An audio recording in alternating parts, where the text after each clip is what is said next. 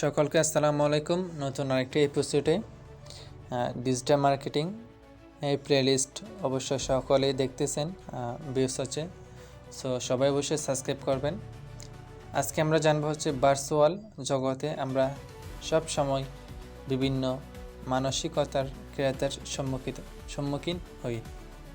এই ক্রেতা সাধারণত 5 প্রকার হয়ে থাকেন। কাস্টমার 5 প্রকার।